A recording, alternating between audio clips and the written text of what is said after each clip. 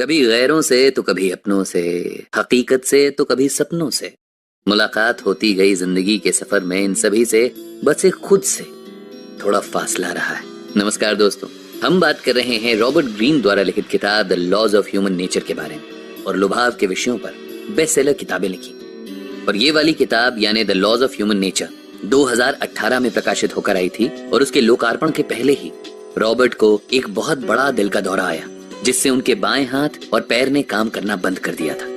ये किताब Pericles, queen Elizabeth और मार्टिन लूथर किंग जूनियर और कई ऐसी महत्वपूर्ण शख्सियतों के जीवन में झांकती है और उन पर लिखी गई है। ये किताब सिखाती है कि खुद को अपने आप से पृथक कर यानी अलग कर हम अपनी भावनाओं को काबू में ला सकते हैं। कैसे हम खुद पर बेहतर नियंत्रण पा सकते हैं, दूसरों के मुखौटे पहचान सकते हैं और जीवन में अपना एक अलग रास्ता बना सकते हैं। इस किताब पर चर्चा शुरू करने से पहले आइए सुनते हैं आर्थर शोपेनहावर का लिखित एक कथन, जो कि कहता है कि अपने जीवन काल में यदि आपको किसी की बुद्धिहीनता या मतलबीपन का कोई नमूना देखने को मिले तो उससे परेशान ना हो, बल्कि उस अनुभव को अपने ज्ञान की वृद्धि समझें। मानवता के चरित्र को समझने के इस सफर का एक पड़ाव समझें। उस जानकारी के प्रति आपका रवैया उस तत्वज्ञानी सा होना चाहिए जिसे अपने अनुसंधान में किसी तत्व के बारे में एक और नई जानकारी मिली हो।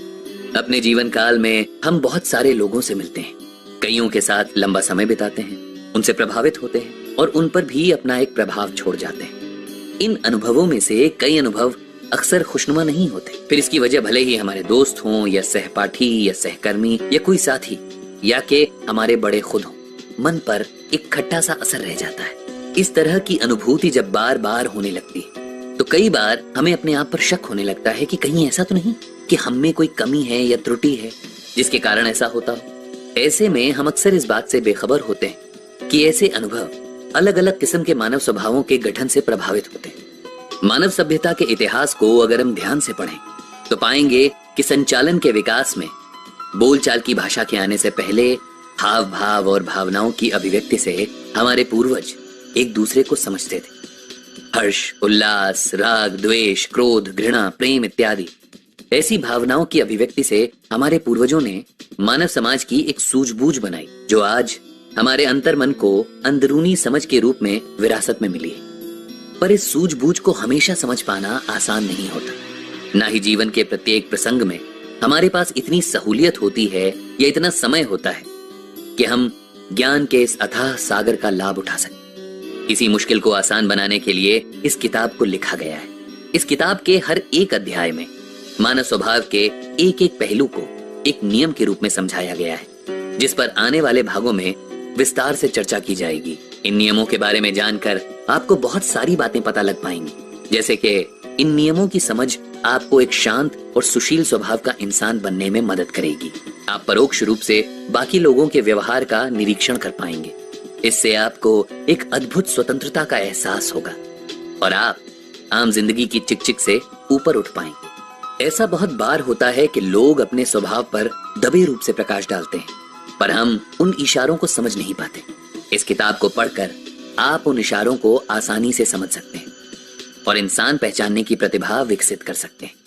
जीवन के सफर में हमें कई बार लालची, चालाक और मतलबी लोग मिलते हैं। उनका प्रभाव इतना गहरा होता है कि दिमाग पर एक अमिट नकारात्मक छाप रह जाती है। इन नियमों को जानकर आप ऐसे लोगों से पहले से सचेत हो अपना रास्ता बदल सकते हैं या उनका अपने आप पर असर कम कर सकते हैं। ये नियम लोगों को प्रोत्साहित और प्रभावित करने में आपको सक्षम बनाते हैं, जिससे आपका जीवन काफी सरल बन जाता है। साथ ही साथ आपको ये भी समझ आएगा कि मानवीय स्वभाव कितना शक्तिशाली और प्रभावशाली होता है, जिससे आपको अपने अंदर की नकारात्मक शक्तियों पर भी विजय हासिल करने में आसानी होगी। इन नियमों के अध्ययन के बाद आप एक संवेदनशील इंसान बन सकते हैं, जिससे औरों के साथ आपका बंधन स्नेह और संतुष्टि में निपुण होगा। अंततः ये नियम आपको अपनी ही दक्षता से रूबरू कराएंगे। इस कारण आपको अपने भीतर एक ऐसी महान शख्सियत नजर आएगी जिसे आप दुनिया के सामने उजागर करना चाहेंगे। एंटन चेखोव की माने तो इंसान में बेहतरी के लिए तब्दीली तभी आ पाएगी जब उसे आईना दिखाया जाएगा। तो दोस्तों, रॉबर्ट ग्रीन द्वारा लिखित The Laws of Human Nature की प्रस्तुति में अभी यही था। उम्मीद है आपको इसे सुनकर मजा आया होगा। आगे के भागों में विस्तार से चर्चा होगी मानवीय स्वभाव के नियमों पर। नीचे दिए गए कमेंट बॉक्स में हमें बताएं इस भाग को लेकर आपके विचारों के बारे में।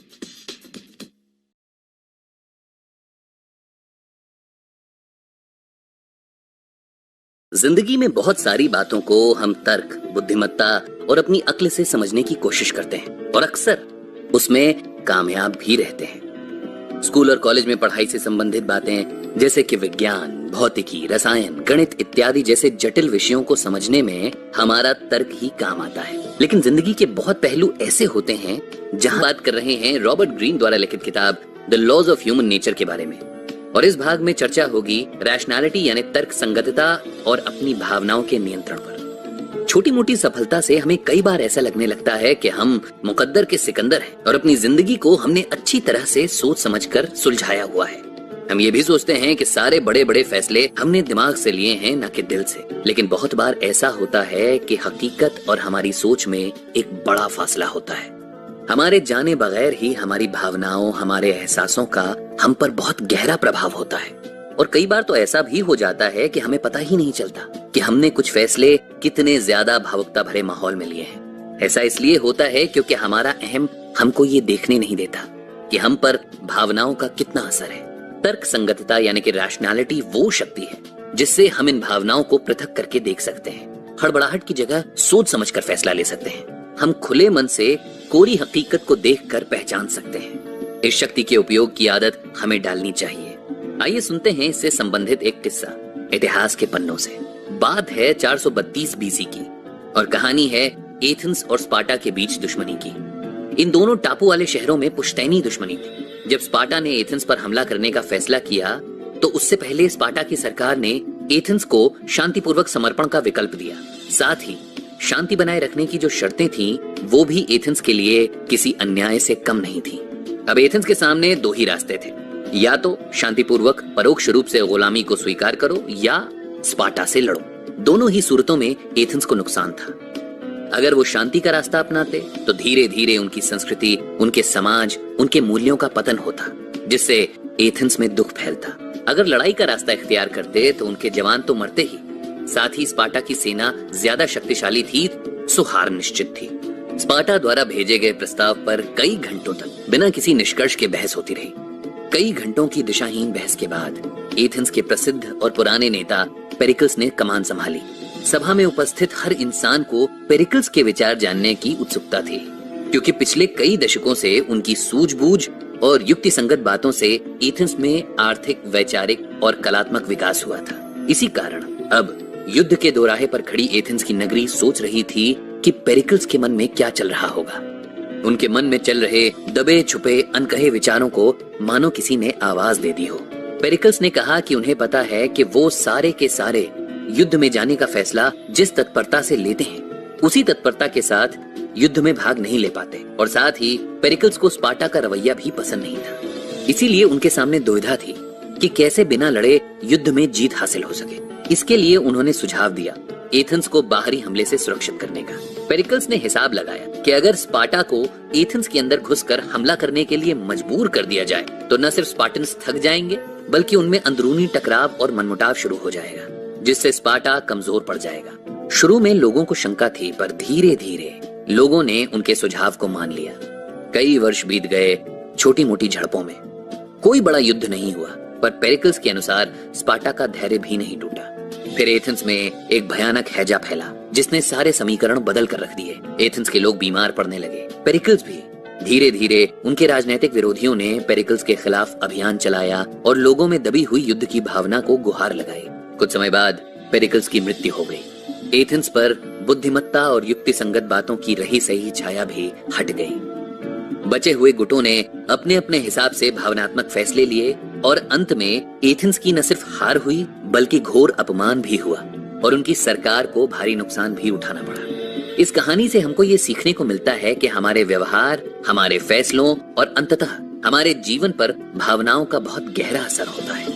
हमें हमेशा ऐसा लगता है कि हमारे सारे फैसले तर्क के आधार पर लिए गए हैं, जबकि औरों के फैसले भावनात्मक तौर पर लिए गए हैं और इसीलिए हमारे फैसले सही हैं, औरों के नहीं। जबकि सच्चाई ये है कि हर एक इंसान के स्वभाव पर भावनाओं का बहुत ही गहरा, अप्रत्यक्ष और अचूक प्रभाव होता है। ये प्रकृति का नियम है।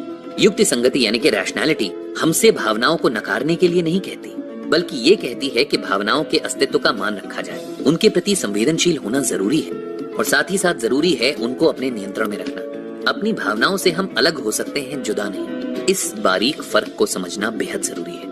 किसी को तर्कहीन बुलाना अपमानजनक हो सकता है। अक्सर जो लोग हमसे सहमत नहीं होते उन्हें हम तर्कहीन कह देते हैं, क्योंकि ऐसा करना आसान होता है। इसीलिए तर्क संगति और तर्कहीन के फर्क को समझना जरूरी है। आइए इसके लिए सुनते हैं कुछ उदाहरण।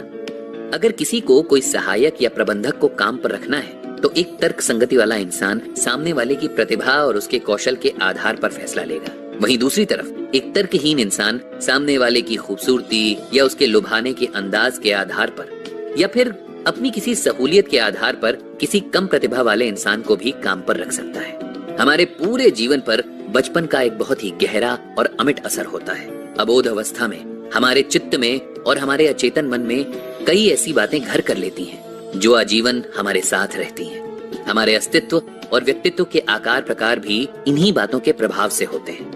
मनोवैज्ञानिकों का मानना है कि मानव जीवन काल के 7 वर्ष से 12 वर्ष की उम्र में हुए अनुभव और सीखे गए सबक सदा के लिए हमारे साथ रहते हैं। जैसे सोचिए कि किसी बच्चे की माँ बहुत ही स्वार्थी और दूसरों पर हावी होने वाले व्यक्तित्व की हो और इसी कारण उस बच्चे ने बचपन में अनदेखेपन को महसूस किया हो, या उस बच्चे के साथ उसकी माँ बहुत ही तटस्थ थी, तो ऐसा बच्चा बड़ा होकर रिश्ते निभाने में बेहद अपरिपक्व और असमर्थ रहेगा। उस बच्चे को हमेशा लगेगा कि उसकी जीवन साथी उसे कभी न कभी छोड़कर चली जाएगी, जैसे बचपन में उसकी माँ चली जाया करती थी। अपनी साथी द्वारा छोटे से छोटे व्यवहार से उसके अंदर वो दबी भावनाएं जाग जाएंगी। अब ऐसे में अगर वो बच्चा बड़ा होकर एक युक्ति संगत इंसान होगा तो उसे अपने आप पर भावनाओं के इस प्रभाव का ज्ञान हो जाएगा और वो उन पर नियंत्रण पा अपने जीवन को सुधार सकता है। इतिहास को पढ़कर इतना तो साफ हो जाता है कि मानव समाज पर युक्ति संगति का असर धूप छांव सा है, आता है जाता है। पेरिकल्स द्वारा स्थापित बुद्धिमत्ता के युग के बाद अंधविश्वास का एक युग आया। समय के चक्र सा ये चक्र भी निरंतर चलते रहता है। जैसे अर्थव्यवस्था में तेजी और मंदी के चक्र चलते रहते हैं, बिल्कुल वैसे इस चक्र से बचने के लिए रॉबर्ट ग्रीन ने कुछ आसान तरीके बताए हैं। जैसे कि पहला तरीका, अपने आप को भली भांति पहचाने। दूसरा तरीका, अपनी भावनाओं की जड़ें गहन चिंतन द्वारा पहचाने। तीसरा तरीका, हड़बड़ी में कोई भी प्रतिक्रिया देने से कतराएं। चौथा तरीका, लोगों की हकीकत को स्वीकार करें। पांचवा तरीका, सूझबूझ और भावनाओं से संतुलन बनाए रखें। और छठा और आखिरी तरीका, तर्क संगति को दिल से अपनाएं। पेरिकल्स, चक्रवर्ती सम्राट अशोक, एब्राहम लिंकन, इस तरह की शख्सियतों ने इन सिद्धांतों के दम पर ही इतिहास रचा है। तो दोस्तों इस भाग में यहीं तक। उम्मीद है आपको मजा आया होगा। अगले भाग में हम बात करेंगे संवेदनशीलता और स्वप्रेम पर। नीचे दिए गए कमेंट बॉक्स में हमें बताएं खुद की। संवेदना मानव स्वभाव का एक अभिन्न अंग है। संवेदना की प्राकृतिक अनुभूति इंसान को इंसान से जोड़ती है। संवेदना के सटीक इस्तेमाल से हम अक्सर दूसरों के हाव भाव को समझ उनकी मनस्थिति का आकलन कर सकते हैं। इससे हम दूसरों को अनचाही चोट पहुंचाने से बच सकते हैं। सोचिए अगर आपको ऐसा करने की ताकत मिल जाए तो आप कितने सारे मनमुटावों से अपने आप को और अपने आसपास के लोगों को बचा सकते हैं। क्या आप इसके बारे में जानना चाहेंगे? नमस्कार दोस्तों, हम बात कर रहे हैं रॉबर्ट ग्रीन द्वारा लिखित किताब The Laws of Human Nature के बारे में और इस भाग में हम बात करेंगे संवेदनशीलता और स्वप्रेम पर। जन्म से लेकर मृत्यु तक इंसान को दूसरे का ध्यान रखने की जरूरत होती है। एक अनकही अंदरूनी इच्छा होती है कि हर तरफ बस हमारी ही चर्चा हो।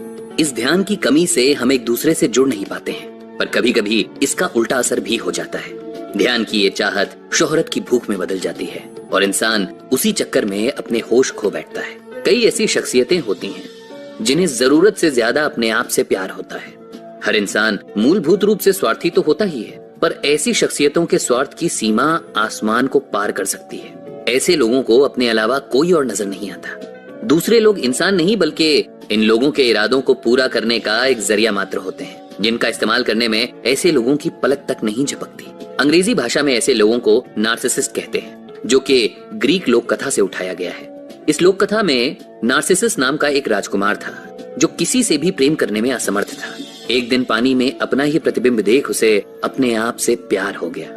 उसकी मृत्यु के बाद वो नार्सिसस नाम के एक फूल में परिवर्तित हो गया और वहीं से नाम पड़ा ऐसे लोगों का जो बहुत ज्यादा स्वकेंद्रित होते हैं, जिन्हें अपने अलावा और कोई नहीं दिखता। इंसान के दूसरों से मिलने वाले ध्यान की एक सीमा होती है। अपने आसपास के लोग, भाई बहन, यार दोस्त, परिजन, इन सब से इसी ध्यान को लेकर प्रतिस्पर्धा होती रहती है। ऐसे में नार्सिसिस्ट लोग दुविधा में फंस जाते हैं। उन्हें अपना असली चेहरा दिखाना नहीं होता है और दूसरों की परवाह करनी नहीं होती, पर ये दोनों विपरीत परिस्थितियां हो जाती हैं, जिससे नार्सिसिस्ट लोगों को दूसरों की परवाह करने का ढोंग रचना पड़ता है। इस ढोंग के कारण लोगों में उत्पन्न होती है आपसी राजनीति। ये राजनीति शासकीय नहीं होती, बल्कि सामाजिक और सभ्यता से जुड़ी होती है, जैसे कि पारिवारिक राजनीति, ऑफिस में राजनीति, दोस्तों में आपसी रिश्ते में राजनीति वगैरह वगैरह। इस तरह के लोगों से बहुत सतर्क रहना पड़ता है, क्योंकि ऐसे लोग बेझिझक और निस्संदेह आपका इस्तेमाल करेंगे ही अपने मतलब के लिए, और मतलब निकलते ही दूध में पड़ी मक्खी की तरह आपको निकाल फेंकेंगे। नार्सिसिस्ट लोगों में एक खास बात होती है, ऊपरी सतह पर ये लोग बहुत लुभावने होते हैं, यानी कि चार्मिंग। उनमें एक अद्वितीय प्रतिभा और अद्भुत कौशल होता है कि वो आपको अपनी तरफ आकर्षित कर सके। ऐसे लोग शुरू शुरू में आपको बहुत ही महत्वपूर्ण महसूस कराएंगे। वो आपको एहसास दिलाएंगे कि आप उनके लिए कितने मायने रखते हैं। किसी का ध्यान पाने की आपकी अंदरूनी इच्छा को वो अच्छी तरह से पूरा करेंगे। ऐसा तब होगा जब तक उनको आपसे काम है, या उनके किसी मकसद को पूरा करने में आप सीढ़ी की तरह इस्तेमाल हो सकते हैं। इसी तरह के एक इंसान की जिंदगी में एक झलक डालते हैं। दोस्तों, हम बात कर रहे हैं भूतपूर्व सोवियत यूनियन के शासक जोसेफ स्टालिन की, जिनका जन्म 1879 में हुआ था और मृत्यु 1953 में। स्टालिन इतिहास में एक सामूहिक हत्यारे और राक्षस की तरह दर्ज हैं, पर क्या वो जन्म से ऐसे ही थे? स्टालिन की जवानी के दिनों के बारे में बात करें तो वो एक बहुत ही जिंदा दिल, दिलचस्प और हंसमुख इंसान थे। किसी को भी अपनी बातों से लुभा लेना, मोहित कर लेना, मानो उनके बाएं हाथ का खेल था। मिलनसार प्रवृत्ति के स्टालिन को लोग पसंद करने लगे। रूस के इतिहास में चर्चित रूस की क्रांति से जुड़े क्रांतिकारियों को स्टालिन ने बहुत ही महत्व दिया। उन्हें 7वें आसमान पर बिठाया। उन्हें एहसास दिलाया कि वो अब स्टालिन के साथ एक अटूट बंधन से जुड़े हुए हैं। रूसी क्रांति की बागडोर स्टालिन के हाथ में आ चुकी थी। उनके शालीन व्यक्तित्व के कारण वो क्रांतिकारियों में काफी प्रसिद्ध थे, लेकिन धीरे धीरे सच्चाई सामने आने लगी। उनके स्वभाव की अंदरूनी परतें खुलने लगीं, जैसे प्याज के छिलके हटने लगते हैं। इस परिवर्तन का मुख्य कारण 2 घटनाएं थीं, जो 1932 और 1934 में घटी। 1932 में स्टालिन की पत्नी ने आत्महत्या कर ली और 1934 में उनको तख्त से हटाने का षड्यंत्र रचा गया। स्टालिन के विश्वासी और करीबी दोस्त थे सेर्गेई किरोव। किरोव एक बहुत ही ईमानदार, जुझारू और कर्मठ नेता थे। साथ ही वो स्टालिन के प्रति बहुत वफादार भी थे। 1934 में रूसी अधिकारियों ने किरोव के सामने प्रस्ताव रखा स्टालिन को गद्दी से हटाने का। इसके पीछे कारण था स्टालिन की किसान विरोधी नीतियां, लेकिन किरोव ने इस तख्ता पलट योजना की जानकारी स्टालिन को दे दी। किरोव को बाद में समझ आया, लेकिन ये उनके जीवन की सबसे बड़ी और सबसे महंगी गलती थी। पहले ही उनकी बढ़ती लोकप्रियता स्टालिन को अंदर से कचोट रही थी। उस पर अपने ही अधिकारियों द्वारा पीठ में छुरा भोंकने के प्रयास ने स्टालिन को झकझोर दिया।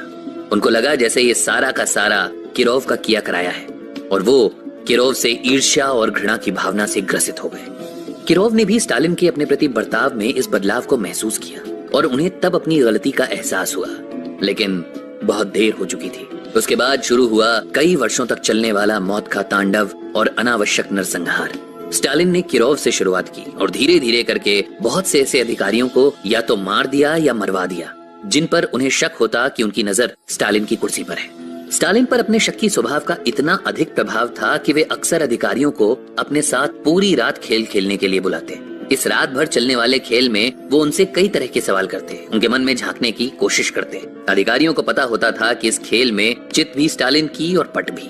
वो उनके सवालों का जो मर्जी जवाब दे दें, स्टालिन वही सुनेंगे जो वो सुनना चाहते हैं। वो खुद धीरे धीरे पीते ताकि उनका होश बना रहे, पर अधिकारी को ज्यादा पिलाते, जिससे कि अधिकारी का खुद पर काबू कम हो और उनके मन की बात बाहर आ सके। स्टालिन जैसे नार्सिसिस्ट को औसत से ज्यादा ध्यान देने की जरूरत होती है, इसीलिए वो लोगों को लुभाकर, उनसे संवेदना का ढोंग रचाकर उनसे जरूरी चीज हासिल करने की कोशिश करते हैं। ऐसे लोग बहुत बारीकी से लोगों का निरीक्षण भी करते हैं और बदलते बर्ताव के प्रति सतर्क भी रहते हैं। अपनी ध्यान की अमिट भूख को मिटाने के लिए ये लोग सामाजिक और राजनीतिक स्तर पर शक्ति के पीछे भागते हैं और उस शक्ति, उस रुतबे, उस ओहदे और उस रसूख को संभाल कर रखने के लिए किसी भी हद तक जा सकते हैं। ऐसे लोग किसी से सच्चा प्रेम या सच्ची संवेदना नहीं रखते।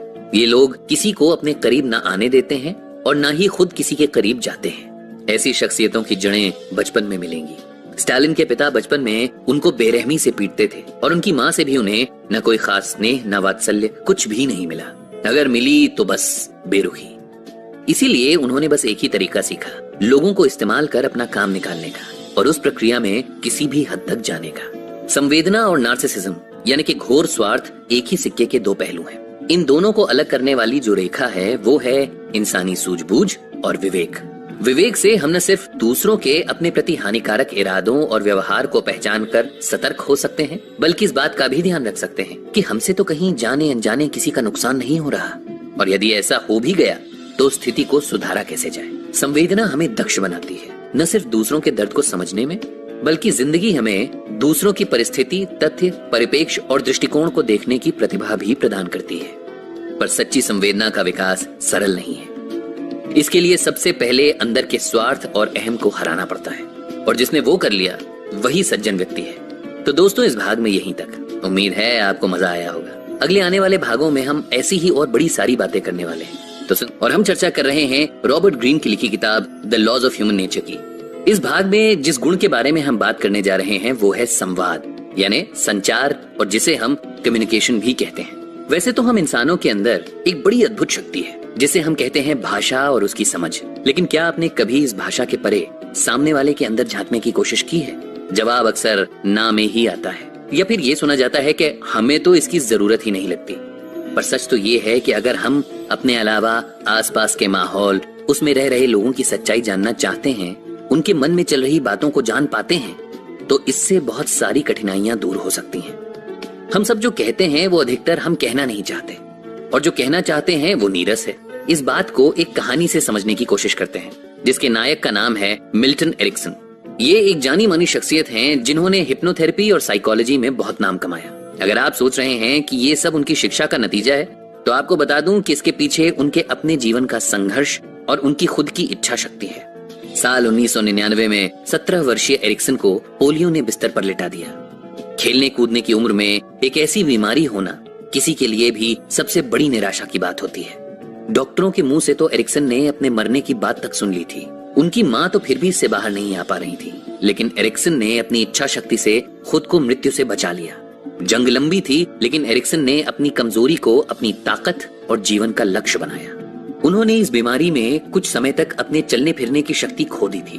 वो इस हद तक पैरालिसिस का शिकार थे कि ना तो उनके हाथ पैरों में जान थी और ना ही उनकी गर्दन, मुंह या होंठ हिल सकते थे। वो सिर्फ अपनी आंखों के इशारों से ही बात करते। घर में माता, पिता, 7 बहनें और भाई थे, और एरिक्सन की देखभाल के लिए एक नर्स भी। सबके साथ रहने के बाद भी उनके लिए ये समय बेहद मुश्किल और चुनौतीपूर्ण था। जब भी एरिक्सन लोगों को बोलते और एक दूसरे के साथ हंसते खेलते देखते, तो उन्हें अपने ना बोल पाने का दुख और अफसोस होता। लेकिन इन सब के पीछे एक बात छिपी थी। वो क्या थी, इसका पता एक दिन उन्हें अचानक से चला, जब उन्होंने अपनी बहनों को आपस में बात करते सुना। एक बहन के जवाब देने के तरीके से उन्हें ये समझ आया कि जब भी वो हंसकर हाँ में जवाब दे रही थीं, तब उसके पीछे उनकी ना छुपी थी। एरिक्सन को ये पहली बार लगा कि लोग जो बोलते हैं और जो कुछ वो नहीं बोल पाते, वो भी उनके हाव भाव, बैठने और खड़े होने के तरीके से आप समझ सकते हैं। इसके बाद उन्हें ये काम करने में मजा आने लगा। वो हर छोटी बड़ी बात को इसी नजरिए से देखने की कोशिश करते कि कैसे लोगों के शब्द और उनकी भावनाएं या मन का हाल कुछ और हो सकता है। वो इस हद तक इस विषय को समझने लगे थे कि अपनी बहनों की बातों में सामान्य तौर पर ना दिखने वाले फर्क को भी पहचान लेते। इसका फायदा भी था और नुकसान भी, क्योंकि एरिक्सन ये जान चुके थे कि उनके आसपास आने पर उनकी बहनें और परिवारजन असहज महसूस करने लगते। इसके बाद जब एरिक्सन ने खुद पर ध्यान देना शुरू किया, तब उन्होंने अपने ना चल पाने की इस चुनौती का सामना करने की जिद पकड़ ली। उन्होंने अपने दिमाग की शक्ति को इस तरह से इस्तेमाल करना शुरू किया कि वो अकेले में अपने पैरों में पहले की तरह सेंसेशन महसूस करने की कोशिश करते। जब उनकी नर्स उनके पैरों की मसाज करती, तब वो फिर से वही जोर महसूस करने का प्रयास करते। धीरे धीरे वो चलने की कोशिश भी करने लगे, और जब उन्हें अपने दिमाग और शरीर के तालमेल का ज्ञान होने लगा, तब वो उसी तरह से अपने दिमाग को चलाने की भी कोशिश करते। कुछ वक्त लगा, पर आखिरकार वो अपने पैरों पर खड़े हो ही गए। पर इस सब के बाद उन्होंने अपनी शिक्षा का विषय तय कर लिया था। उन्हें अब साइकोलॉजी यानी मनोविज्ञान की पढ़ाई करनी थी। एक से बढ़कर एक जगह पढ़ाई और काम करते करते उन्होंने अपने आप को और मजबूत बना लिया था। लोगों को समझने और काउंसिल करने की उनकी प्रवृत्ति बाकियों से बहुत अलग और कारगर थी। एक ऐसा ही केस उनके पास आया जब कोई भी उस मरीज को समझने में नाकाम हो गया। तब एरिक्सन ने उससे बिना बात किए उसके मन का हाल जान लिया। सिर्फ 2 प्रश्न और उसका अपनी शर्ट की स्लीव मोड़ने के तरीके से ही उन्हें ये पता लग गया कि वो मरीज एक महिला नहीं बल्कि एक पुरुष था। ये ऐसा खुलासा था जिसने सबके होश उड़ा दिए। कोई भी किताबी ज्ञान मदद नहीं कर पाता, लेकिन ये एरिक्सन के पैरालिसिस के दिन ही थे जिन्होंने उन्हें ये सारी शिक्षा दी थी। इसी तरह एक और मरीज और उसके डर की असल वजह के बारे में सिर्फ उसके चलने और बैठने के तरीके से वो समझ गए और फिर उसकी मदद की। ये सभी बातें हमें जिस ओर बढ़ाती हैं, उस चर्चा को हम आज कर रहे हैं, वो है रॉबर्ट ग्रीन की लिखी हुई The Laws of Human Nature. पिछले भाग में हमने जाना कि कैसे एरिक्सन ने अपनी कमजोरी को अपनी ऐसी ताकत बनाया जिससे वो लोगों के मन के अंदर और बाहर चलने वाली बातों को आसानी से समझ जाते और उनकी मदद भी कर पाते। इस कला को सीखना मुश्किल नहीं है। जी हाँ, किसी के मन में चलने वाली बात को पता लगाना और उसे समझना संभव है, लेकिन इसके लिए कुछ जरूरी बातों का ध्यान रखना होगा। जैसे पहला, खुद इस सच को स्वीकार करना कि जो हम सोचते हैं या सुनते हैं वो पर्याप्त नहीं है। इसके पीछे भी एक कहानी है जो हम नहीं जानते। दूसरा ये है कि जैसे ही हम ये सच स्वीकार कर लेंगे, वैसे ही हमारे अंदर दुनिया को देखने का एक अलग और बारीक सा नजरिया बन जाएगा। ज्यादातर हम लोगों को शब्दों से ही जोड़ पाते हैं, लेकिन जब हम उसके पीछे का मतलब समझना और पहचानना शुरू करेंगे, तब एक अलग तस्वीर देख पाएंगे। लेखक का मानना है कि हम सब बचपन से ही अपने चेहरे पर एक मुखौटा लगाना सीख जाते हैं। याद करिए वो समय जब हम अपने माता पिता से कुछ भी मनवाना चाहते हो, तब हम उसी तरह के हाव भाव और शब्दों का इस्तेमाल करने लगते थे जिससे हमारी बात मान ली जाए। ये अभिनय अगर बचपन में इतना सफल हो सकता है तो सोचने वाली बात है कि बड़े होते होते ये किस रूप में काम कर सकता है। इस अभिनय को पहचान पाना हमारे लिए जरूरी है। ठीक उसी तरह अगर हम खुद कहीं बाहर जाते हैं और किसी ऐसी परिस्थिति में होते हैं तो वहाँ खुद को कैसे पेश कर सकते हैं, ये जानना भी जरूरी है। लेखक का मानना है कि हम सब शेक्सपियर की प्रसिद्ध कहावत के अनुसार जीवन रूपी रंगमंच पर अपना अपना किरदार निभाते हैं। इसके वैसे तो अलग अलग मतलब निकलते हैं, लेकिन लेखक को लगता है कि जैसे हम स्थिति और लोगों के अनुसार अपना व्यवहार बदलते हैं, ये कहावत शायद उसी ओर इशारा भी करती है। ओथेलो नाम के नाटक में खलनायक दिखाए जाने वाले पात्र ने यही समझाया कि भले ही उसके शब्द एक नायक जैसे थे, पर उसकी नीयत कभी भी अच्छी नहीं थी। जिसका मतलब सिर्फ ये है कि शब्दों में जो अनकहा है वो हम कई बार सुन या समझ नहीं पाते। और अगर आप ये कहना चाहते हैं कि आप कभी ऐसा नहीं करते, तो एक छोटा सा काम है जिसे आप खुद करके देख सकते हैं। जब भी अपने से किसी बड़े, किसी छोटे और किसी दोस्त से बात कर रहे हो, तो अपने शब्द और हाव भाव पर ध्यान दीजिएगा। एक ही बात तीनों से करने में भी आपकी भाषा और हाव भाव बदले हुए दिखेंगे। हम में से कितने लोग ये कहते हैं कि ये गुण सबके पास नहीं होता, या एरिक्सन जैसे लोगों के पास कोई खास ताकत होती है, शक्ति होती है। पर सच ये है कि हम सब के अंदर ये ताकत छिपी है। उम्र के साथ हम बस इसे इस्तेमाल करना और इसे लोगों को समझना बंद कर देते हैं। जरूरी ये है कि हम पहले खुद को दूसरों की जगह रखकर सोचें, किसी नतीजे पर ना पहुंचें, सिर्फ ऑब्जर्व करें और नॉन वर्बल यानी अनकही बातों को महत्व दें। लेखक के अनुसार हम बचपन में जब ना समझ माने जाते हैं, तब हमारे अंदर एक ऐसा गुण होता है जिससे हम लोगों की चाल, हाव भाव, भाषा और आवाज से उनके बारे में सब कुछ बता सकते हैं।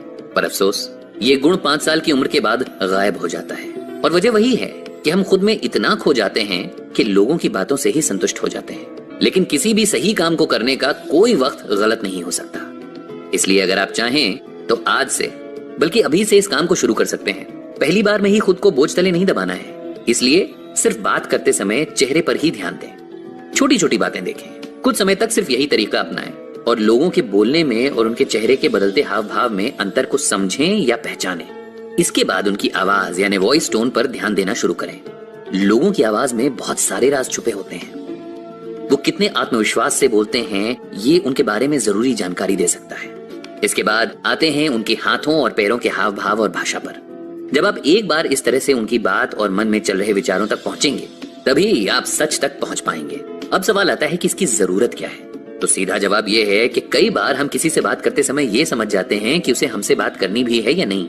कई बार ये पता लगाना बड़ा सरल होता है, लेकिन वहीं जब कोई कहना कुछ चाहता है और कह कुछ और जाता है, तब अपने असल दोस्त और दुश्मन को पहचान पाना और उनसे दूरी बनानी है या नहीं, ये समझना कठिन हो जाता है। इस तरह से अगर हम अपनी ऑब्जर्वेशन स्किल्स को बढ़ाएंगे और लोगों के बीच रहते हुए उनके मन को समझ पाएंगे, तो आपकी अपनी जिंदगी आसान और बेहतर हो जाएगी। अगर आप में भी कभी किसी जमाने में ये गुण था और अब कहीं खो गया है, तो हमें जरूर बताएं और साथ ही ये भी बताएं कि आपको ये भाग कैसा लगा। खुद पे भरोसा करना जरूरी है, लेकिन जरूरी नहीं कि जिस बात पर आपको भरोसा हो वो हर बात सही हो। पिछले भाग में हमने सीखे कुछ ऐसे छोटे और आसान उपाय जिनसे हम लोगों की बातों के पीछे छुपी अनकही बातों की भाषा समझ सकते हैं। इस भाग में लेखक एक बार फिर वही बात दोहराते हुए कहते हैं कि जैसे हर उस संकेत को समझना जरूरी है, वैसे ही कहीं न कहीं औरों के संकेतों को समझने और डिकोड करने में भी आपको सही सूझबूझ की आवश्यकता है। कुछ उदाहरण की मदद से लेखक अपनी इस बात को स्पष्ट करते हैं। पहला है ओथेलो नाम का एक मशहूर नाटक जो शेक्सपियर ने लिखा था। ओथेलो जब अपनी पत्नी से उसके गलत संबंधों के बारे में पूछताछ करता है, तब उसकी पत्नी घबरा जाती है। ये सीधा संकेत होता है कि वो कुछ गलत कर रही थी, पर सच्चाई वो नहीं थी जो ओथेलो को दिखाई दे रही थी, बल्कि उसके अपने बर्ताव और डराने धमकाने की वजह से उसकी पत्नी बिना किसी गलती के इतना डर गई थी कि वो घबराने लगी और ओथेलो का शक यकीन में बदल गया। इस उदाहरण के बाद एक और ऐसा ही किस्सा है जो है 1894 में अल्फ्रेड ड्रेफस नाम के फ्रेंच मिलिट्री ऑफिसर का, जिसको जर्मन लोगों तक जानकारी पहुंचाने के आरोप में गिरफ्तार कर लिया गया था। लोगों ने उस बेकसूर आर्मी जवान को शांति और सरलता से जवाब देने की वजह से गद्दार मान लिया, और ये सिर्फ इसलिए हुआ क्योंकि ऐसे संगीन आरोप लगने पर कोई भी होता तो शायद खुद के बचाव में चीखता चिल्लाता और अपनी सफाई देने में पूरा जोर लगा देता। पर अल्फ्रेड ने ऐसा कुछ भी नहीं किया, और इसीलिए लोगों को लगा कि शायद दाल में कुछ काला है। इन सभी बातों से ये साफ है कि कई बार जरूरी नहीं कि किसी भी व्यक्ति के हाव भाव में जो बदलाव या उत्तर हम ढूंढ रहे हैं वो सही हो। कई बार संस्कृति और हालात में अंतर भी इस तरह की परिस्थिति को जन्म देते हैं। ऐसे में सबसे पहले किसी और को समझने से पहले कोशिश करें खुद को समझने की। यानी जब भी आप खुश होते हैं या दुखी होते हैं तो आप कैसे मुस्कुराते हैं, किस तरह से आपके हाथ और पैर चलते हैं। जब आप घर वालों से बात करते हैं तब आपकी आवाज कैसी होती है, और वहीं अपने बॉस या दोस्तों से आपका लहजा कैसा होता है। जब एक बार आप अपने आप को स्थिति के अनुसार बदलते हुए और अपने अंदर होने वाले बदलाव को समझ लेंगे, तब आप ये समझ जाएंगे कि किस तरह से बाकियों में भी ऐसे ही बदलाव आते हैं। इन्हें हम माइक्रो एक्सप्रेशंस कहते हैं। इनकी कोई किताब या ज्ञान नहीं होता, ये वो शब्दकोश है जिसमें आप अपने अनुभव से कुछ नया, कुछ अलग हर दिन सीख कर जोड़ते जाते हैं।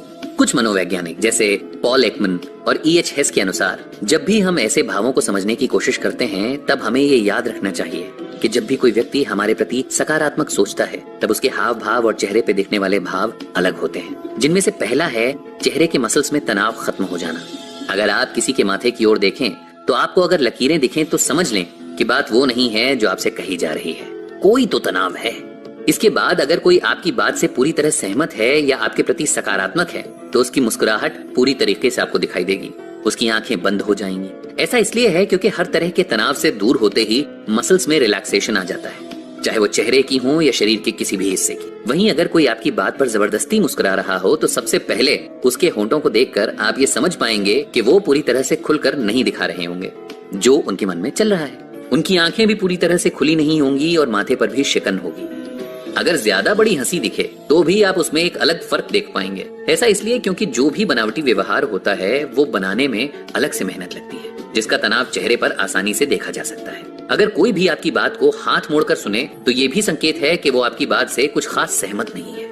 वहीं अगर आप किसी से बात करते समय ये देखें कि वो आपकी बात सुनकर आपकी तरफ ध्यान दे रहा है, आपकी तरफ झुका हुआ है और उसकी आवाज में बल और तेज है, तो ये सब सकारात्मक बातचीत के संकेत हैं।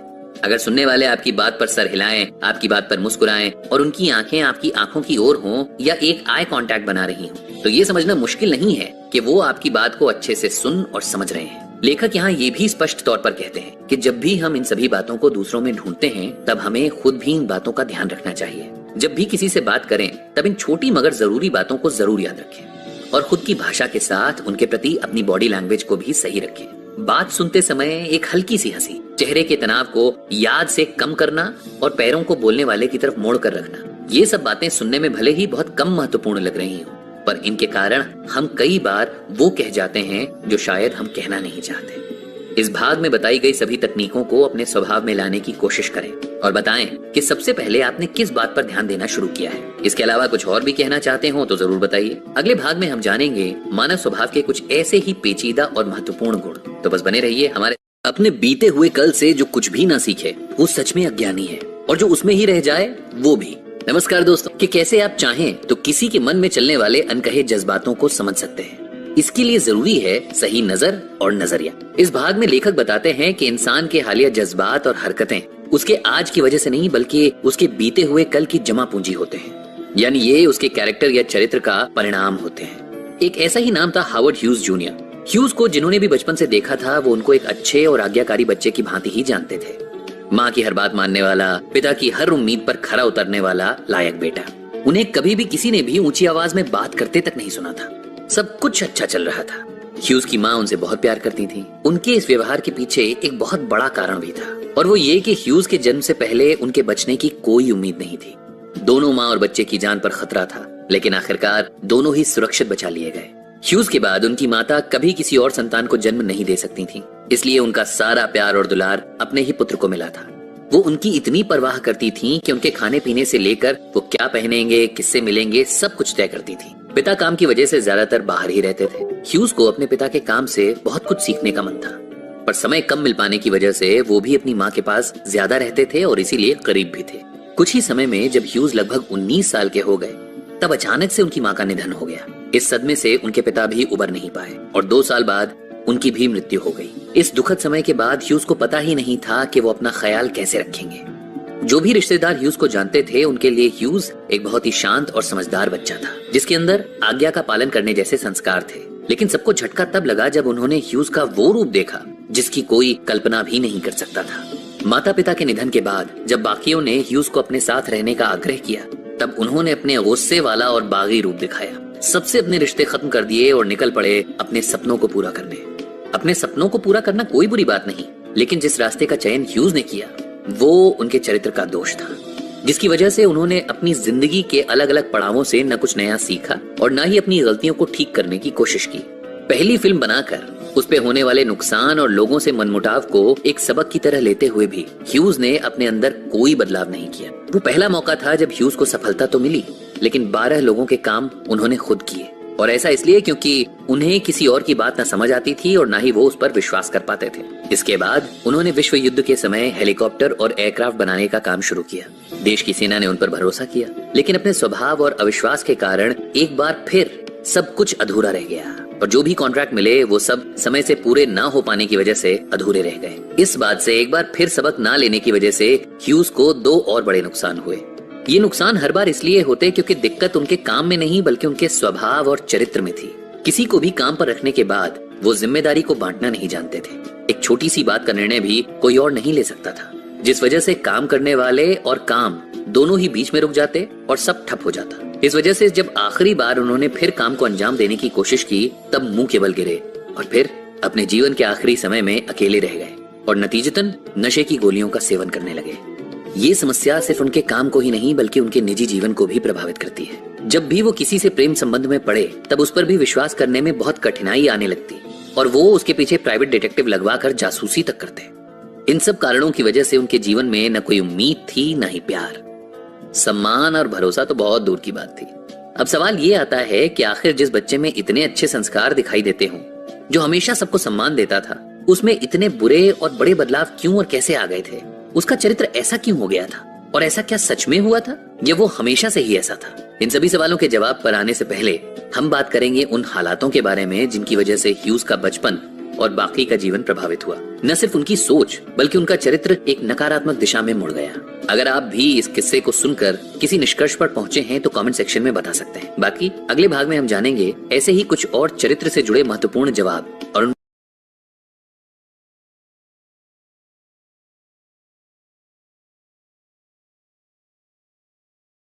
हर चमकती चीज सोना नहीं होती, इसीलिए हर आंखों देखी बात पर आंख बंद करके विश्वास करना भी सही नहीं है। नमस्कार दोस्तों, भाग में हमने जाना कि कैसे एक इंसान का चरित्र उसकी मानसिकता और स्वभाव को प्रभावित करता है। इस कड़ी में हमने एक व्यक्ति ह्यूज के जीवन की कहानी सुनी। माता पिता के सामने शालीन, सौम्य और शांत दिखने वाला ह्यूज कैसे उनके जाने के बाद एक कठोर, जिद्दी और बागी किस्म के व्यक्ति के रूप में बाहर आया। उसकी हर काम को खुद करने की आदत ने उसे कहीं का नहीं छोड़ा और हर तरह की कला आने और उससे जुड़े मौके मिलने के बाद भी वो अपना सब कुछ हार गया। लेकिन अगर यहाँ बात उसके साथ काम करने वालों की हो तो बेशक ये कहा जा सकता है कि वो सब ह्यूज की बड़ी और सुंदर बातों में फंस जाते थे। वो उसके असली चरित्र को जानने में असमर्थ थे और यही कारण था कि वो उसके पीछे के जिद्दी और नासमझ व्यक्ति को पहचान नहीं पाए।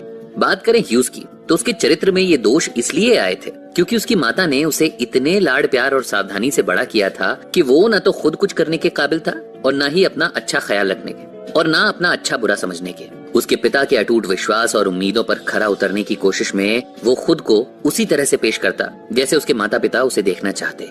और यही कारण था कि उनके जाते ही उसने अपने अंदर की इच्छाओं को सामने रखना शुरू कर दिया। लेकिन अपनी सीखी आदतों और माँ के लाड़ प्यार की वजह से उसके अंदर की कमजोरियां और दूसरों पर भरोसा ना कर पाने की आदत उसे डुबाती रही। इन सभी बातों की वजह से उसका चरित्र एक ऐसे सांचे में ढल गया जिससे उसे सिर्फ नुकसान ही हुआ।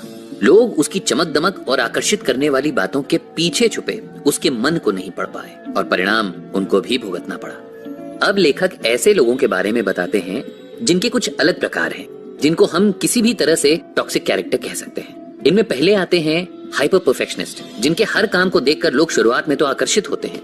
उनके काम करने का तरीका सबसे अलग और पेचीदा होता है, लेकिन धीरे धीरे उनका हाल ह्यूज जैसा हो जाता है।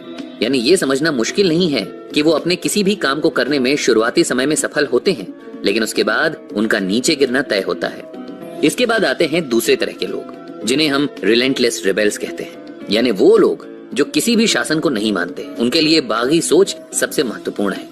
इन लोगों को देखकर किसी को भी ये लग सकता है कि इनका जीवन बहुत अच्छा है और युवाओं में इनके प्रति एक अलग सा सम्मान का भाव रहता है, लेकिन समय के साथ इनके अंदर की जिद सबको परेशान करने लगती है। सच ये है कि सोच में भी एक अलग तरह का शासन ही है, जिसके चलते वो अपने सामने किसी को भी सही नहीं समझ सकते। ऐसे में इन लोगों से दोस्ती भी और दुश्मनी भी भारी पड़ सकती है। इसके बाद आते हैं तीसरी श्रेणी के लोग, जिन्हें हम पर्सनलाइजर भी कहते हैं, जिनमें एक बात साफ दिखाई देती है कि ये लोग हर बात को अपने ऊपर लेकर उससे अपने आप को दुखी कर लेते हैं। हर कही और अनकही बात का सीधा संबंध खुद से जोड़कर न वो खुद खुश रहते हैं और न ही दूसरों को खुश रहने देते हैं। इन लोगों में हर बात को दिल से लगाकर बैठने की आदत होती है और आखिर में सारा दोष ये दूसरों पर थोप देते हैं।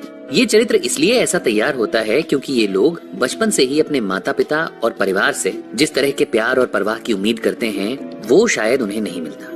इसके बाद इनकी यही उम्मीद सभी से होने लगती है और जो भी दूसरों से ही उम्मीद करते हैं वो खुद कुछ भी कर पाने में समर्थ नहीं होते हैं। किसी भी इंसान का हर किसी से एक जैसे स्वभाव की उम्मीद रखना ठीक नहीं है।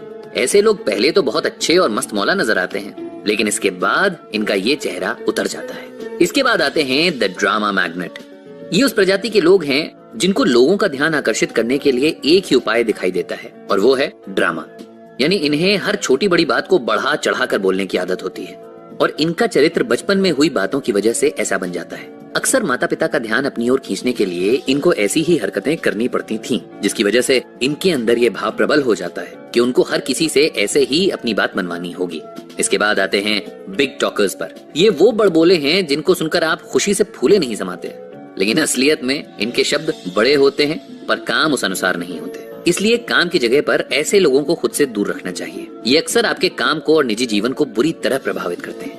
अधिकतर काम पूरे न हो पाने पर ये दूसरों को दोषी मान लेते हैं और सबकी गलती बताकर खुद बचने का प्रयास करते हैं। इस तरह से कुछ और भी जरूरी कैरेक्टर ट्रेट्स हैं जिन पर बात होगी अगले भाग में, लेकिन उससे पहले आप इनमें से किस प्रजाति से मिल चुके हैं ये हमें बताना बिल्कुल मत भूलिएगा और आपका अनुभव कैसा रहा वो भी बताइएगा हमारे कमेंट सेक्शन में। तो कहते हैं एक गंदी मछली पूरे तालाब को खराब कर सकती है, ऐसे में अपने तालाब में उस गंदी मछली को ढूंढकर उससे दूर रहना एक बड़ा काम है। भाग में आपने सुना कि कुछ टॉक्सिक कैरेक्टर ट्रेट्स इंसान को इतना खराब कर देते हैं कि वो खुद के साथ साथ बाकियों की जिंदगी पर भी भारी पड़ने लगता है। इस कड़ी में हम बात करेंगे और जानेंगे कुछ ऐसे ही टॉक्सिक ट्रेट्स के बारे में। इसमें एक प्रकार है सेक्सुअलाइजर। ये वो लोग होते हैं जिनके अंदर हवस इस तरह होती है कि वो निजी जीवन से लेकर काम की जगह तक हर किसी के साथ एक ऐसा शारीरिक संबंध बनाना चाहते हैं जो सिर्फ उनकी मर्जी से चले।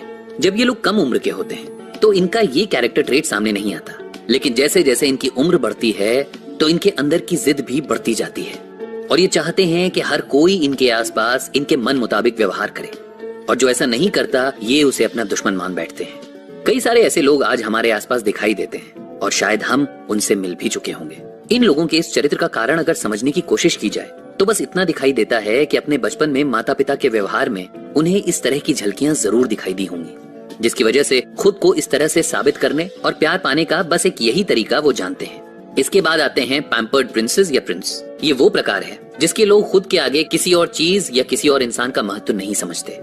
पहले तो इनका स्वभाव आपको एक बच्चे की तरह निश्चल लगेगा, लेकिन कुछ ही समय में इनकी जिद और अपने अलावा सबसे सहानुभूतिहीनता की ये सोच आपको परेशान करने लगेगी। इन लोगों के इस चरित्र निर्माण के पीछे भी बचपन में मिलने वाला जरूरत से ज्यादा प्यार और दुलार होता है और ये तब होता है जब माता पिता अपने बच्चों को न कुछ करने देते हैं न उन्हें अपना अच्छा बुरा समझना सिखाते हैं। ऐसे में ये होना तो स्वाभाविक है। इन लोगों को हमेशा खुश रखना बहुत मुश्किल है, और अगर आप ऐसा कुछ कर भी लें तब भी आप अपने साथ गलत ही करते हैं, क्योंकि कोई भी किसी को हमेशा खुश रख सके ये संभव नहीं है। इसलिए जितने भी लोग इस तरह की आदतों को बढ़ावा देते हैं वो खुद को बिना वजह परेशानी में डालते हैं। अगला प्रकार है प्लीजर का, यानी वो लोग जिन्हें हमेशा अपने दूसरों के लिए अच्छा बोलते और सोचते हुए देखा होगा। हम इंसान अच्छे या बुरे हो सकते हैं, लेकिन हर परिस्थिति में सिर्फ अच्छा देखने और करने वाले थोड़ा शक पैदा करते हैं। इस प्रजाति पर लेखक यही कहते हैं कि इन लोगों में पैसिव अग्रेशन होता है, लेकिन बचपन से अपने परिवार और माता पिता के डर की वजह से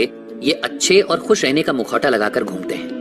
अपने आप को खुल के पेश कर पाने के अभाव में ये लोग इस तरह से अपने आप को ढाल लेते हैं कि कोई भी इनके अंदर चल रहे द्वंद्व को नहीं समझ पाता। ऐसे लोगों से खास तौर पर बचने की कोशिश करनी चाहिए, इसलिए क्योंकि आगे जाकर ये अपने हिसाब से कोई भी बड़ा कदम उठा सकते हैं। इनमें झूठ बोलने और बातें छुपाने की आदत जरूर होती है। इसके बाद आते हैं द सेवियर। इन लोगों की दूसरों की मदद करने की एक अलग ही आदत होती है। वैसे तो हम ऐसे लोगों को गलत नहीं समझ पाते, लेकिन इनको पहचानने का एक आसान रास्ता ये है कि इनकी अच्छाई 2 या 3 बार के बाद आपको खटकने लगती है, और विशेषकर जब आप मदद लेने के बाद खुद से काम करने की सोचते हैं तब इनको ये विचार कहीं भी संतुष्टि नहीं देता है, और तब ये जोर जबरदस्ती से आपकी मदद करने लगते हैं, बातों को अपने हिसाब से मोड़ने लगते हैं और आपके जीवन में दखल देने लगते हैं। इनके चरित्र में ये बात इसलिए होती है क्योंकि बचपन से ही शायद इन्हें अपने बड़ों और दूसरों का ख्याल रखना पड़ा था।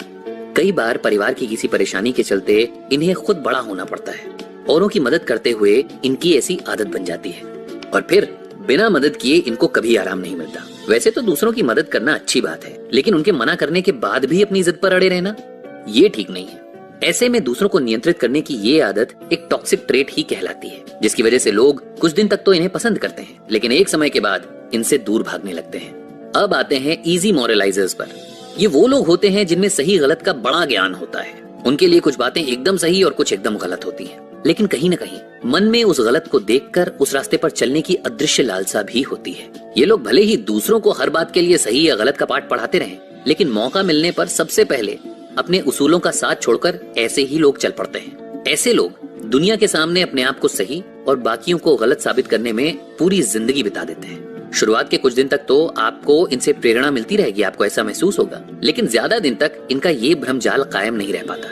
इनके बचपन में होने वाले हादसों और माता पिता के कड़े शासन की वजह से अक्सर इनमें इस तरह की प्रवृत्ति पैदा हो जाती है, लेकिन इनसे जितना दूर रहा जाए उतना ही सबके लिए अच्छा होता है, क्योंकि जिनके मन में सही गलत की अपनी अलग परिभाषा हो वो किसी को कुछ भी कह सकते हैं और तनाव में डाल सकते हैं। तो ये तो थी नकारात्मक चरित्रों की निशानियां जिनसे आपको कोसों दूर रहना है, लेकिन इस सिक्के के दूसरे पहलू पर बात करेंगे अगले भाग में।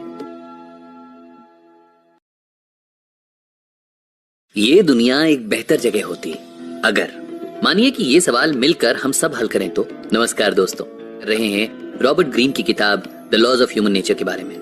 इससे पहले हमने बात की थी कुछ ऐसे टॉक्सिक चरित्रों के प्रकारों की जिनसे लेखक हमें दूर रहने की सलाह देते हैं। उन सभी चरित्रों से अगर बचना है तो हमें किन चरित्रों पर ध्यान देना चाहिए, इस भाग में आइए हम वही जानते हैं। लेखक कहते हैं कि हर किसी में कमियां हैं, पर अगर कोई भी चाहे तो खुद में जरूरी बदलाव करके एक बेहतर जीवन की ओर चल सकता है। ऐसे में जब हम बात करते हैं औरों में मिलने वाले टॉक्सिक या नकारात्मक चरित्रों की, तो उस गिनती में हमें खुद को भी रखना चाहिए। और ये इसलिए जरूरी है क्योंकि अगर हम चाहते हैं कि लोग हमारे आसपास रहें और हम एक सकारात्मक व्यक्ति बने, तो अपनी कमियों को जानना और समझना बेहद जरूरी है। लेखक ने अपनी कमियों को अपनी ताकत बनाने के कुछ उपाय बताए हैं, जैसे कि अगर आप खुद एक हाइपर परफेक्शनिस्ट हैं, तो सबसे पहले अपनी इस आदत की चपेट में औरों को ना लाएं। मतलब ये कि दूसरों की कमियां और गलतियां देखने की जगह अपनी गलतियों को सुधारने और बेहतर करने में समय लगाएं। अगर आपको लगता है कि आप एक प्लीजर हैं, तो अपनी पुरानी गलतियों और स्वभाव के पीछे के कारण को समझें, और जहां जरूरी ना हो वहां अपने आप को बदलते हुए औरों के अनुसार दिखने की कोशिश ना करें। ना बोलना सीखें। अगर आपको लगता है कि आप एक ड्रामा मैग्नेट हैं, तो कुछ भी करके अपनी आदतों को सचेतन मन से सुधारने की कोशिश करें। ये विचार करें कि क्या सामने वाले पर इसका सही और उचित प्रभाव पड़ रहा है या नहीं। लेखक इस कड़ी में एक उदाहरण देते हैं। ये हैं हॉलीवुड की मशहूर अभिनेत्री जोन क्रॉफर्ड। इनके बारे में सबसे पहली खास बात यह है कि इन्होंने अपने काम और सीखने की क्षमता के साथ सकारात्मक बदलाव करते हुए 40 सालों तक अपने कदम फिल्मी दुनिया में जमाए रखे। किसी भी अभिनेत्री के लिए ये कर पाना एक बेहद मुश्किल बात थी। वैसे तो आप सुनकर कहेंगे कि आखिर मेहनत से कोई भी कुछ भी पा सकता है, लेकिन कहानी का सिर्फ एक यही पहलू नहीं है। जून ने अपने जीवन में जो कुछ देखा था, उसके बाद ये उनकी हिम्मत और सकारात्मक चरित्र ही थे जिन्होंने उन्हें उनके असल मकाम तक पहुंचाया। बचपन में उनके पिता ने उन्हें और उनके परिवार को छोड़ दिया था, जिसके बाद उनकी माँ उन्हें रोज मारती और सजा देती। सौतेले पिता से जो थोड़ा बहुत प्यार मिलता भी था